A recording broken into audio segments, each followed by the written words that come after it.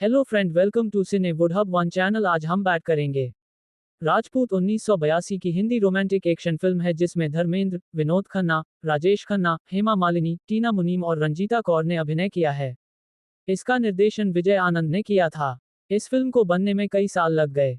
स्वतंत्र भारत में एक संशोधन आता है जिसके तहत राज्यों पर कब्जा कर लिया जाता है और राजपरिवार के लोग अब शासक नहीं रह जाते हैं। ऐसा ही एक राज्य जयपाल सिंह से छीना जाने वाला है, जो अपना पद खोने से इनकार कर देता है। वह राजा के रूप में अधिकार क्षेत्र पर शासन करना जारी रखता है और लोगों को उसे कर देने के लिए मजबूर करता है। लोग उसका विरोध करते हैं और ऐसे ही एक व्यक्ति हैं पुलिस इंस्पेक्टर धीरेन्द्र सिंह, जिसके कारण उनका तबादला एक छोटे से गांव में हो जाता है। उनके माता पिता उनकी शादी जानकी से तय करते हैं, जो धीरेन्द्र के पिता के बचपन के दोस्त की बेटी है। हालांकि जानकी मनुप्रताप सिंह से प्यार करती है। दो परिवारों के बीच दुश्मनी के कारण जानकी की मौसी उसे चेतावनी देती है कि उनका प्यार जानकी के पिता प्रताप सिंह को स्वीकार नहीं होगा, लेकिन वे दोनों अपने प्यार में पक्के हैं और उनके बीच अंतरंग संबंध हैं। मनुप्रताप सिंह का छोटा भाई भानुप्रताप एक अनाथ लड़की कमली से प्यार करता है। सभी खुश हैं जब तक कि राजा जयपाल सिंह कमली का बलात्कार नहीं कर देता और वह गांव से भाग जाती है। इस बीच जयपाल सिंह कहता है कि वह जानकी से शादी करना चाहता है, जिससे उसके पिता नाराज हो जाते हैं, क्योंकि वह एक राजा होने के बावजूद एक किशोरी लड़की का पिता है। मनुप्रताप और भानुप्रताप राजा के खिलाफ विरोध करते हैं और भानुप्रताप एक डाकू बन जाता है। मनुप्रताप के पिता और जानकी के पिता दोनों उनके प्रेम का कड़ा विरोध करते हैं।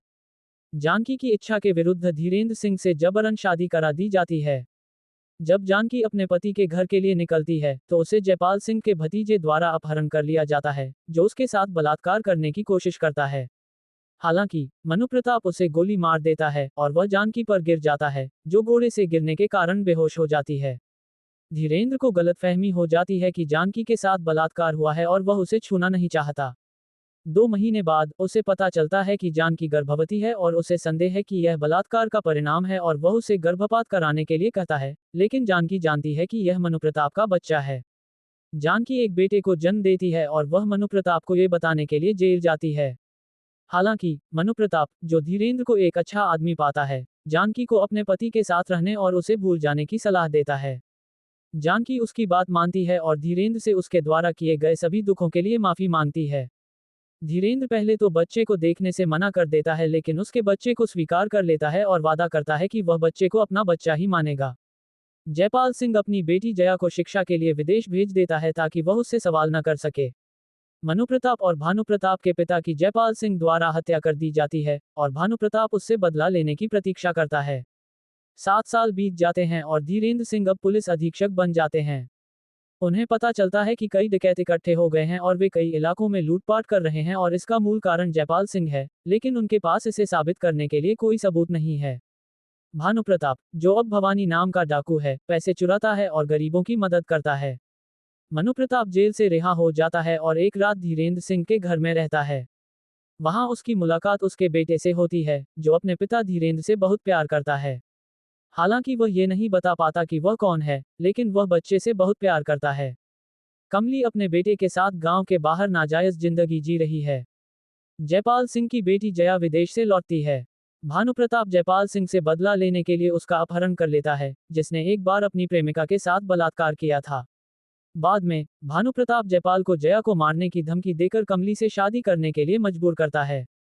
जया अपने पिता को समझती है और भानुप्रताप का साथ देती है। वह भानुप्रताप को एक पढ़ा लिखा और दयालु व्यक्ति पाती है और दोनों एक दूसरे से प्यार करने लगते हैं। मनुप्रताप को गलतफहमी हो जाती है कि उसके पिता और भाई को डाकू भवानी ने मार दिया है और वह उसे मारने के लिए निकल पड़ता है, बिना ये जाने कि भवानी उसका भाई भानुप्रताप है। मनुप्रताप जानकी से वादा करता है कि उसकी शादी नष्ट नहीं होगी और वह धीरेन्द्र को बचाने के लिए निकल पड़ता है। मनुप्रताप जयपाल को मार देता है। धीरेन्द्र को जयपाल की गोली से बचाने के दौरान मनुप्रताप गोली लगने से घायल हो गया।